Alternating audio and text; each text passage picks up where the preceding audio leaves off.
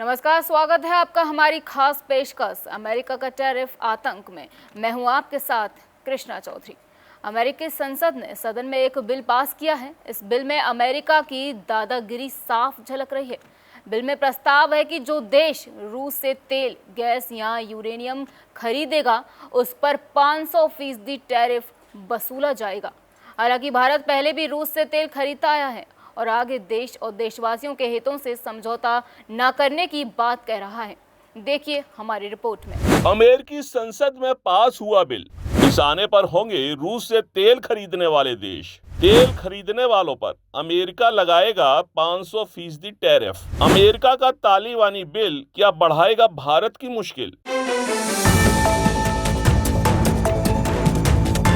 भारतीय विदेश मंत्री एस जयशंकर ने अमेरिका के विवादित रूस संबंधी बिल पर कड़ी प्रतिक्रिया व्यक्त की है। उन्होंने स्पष्ट किया है कि यदि यह बिल भारत के हितों को प्रभावित करता है तो भारत इसका सामना करने के लिए तैयार है। जयशंकर ने कहा कि भारतीय दूतावास और अमेरिका में भारत के राजदूत अमेरिकी सांसदों के संपर्क में हैं। आपको बता दें कि अमेरिका में एक ऐसा बिल पेश किया गया है जिसमें कहा गया है कि रूस से तेल या गैस खरीदने वालों पर 500% तक का शुल्क लगाने का प्रस्ताव है। अमेरिकी सीनेटर लिंडसे ग्राहम द्वारा लाई गई इस प्रस्तावित बिल में कहा गया है कि रूस से तेल, गैस, यूरेनियम या अन्य वस्तुएं खरीदने वाले किसी भी देश से अमेरिका 500% तक टैरिफ वसूलेगा। यह बिल अमेरिकी संसद में काफी मजबूत स्थिति में है और इसे 80 सीनेटरों का समर्थन प्राप्त है। इस स्थिति में बिल राष्ट्रपति की वीटो पावर को भी पार कर सकता है। इस पर भारत की तरफ से पहले ही अमेरिकी नेताओं से बातचीत की जा चुकी है। इस बीच विदेश मंत्री एस जयशंकर ने इस बिल को लेकर बड़ा बयान दिया है। भारतीय विदेश मंत्री ने अमेरिका के विवादित रूस संबंधी बिल को लेकर कहा है कि अगर यह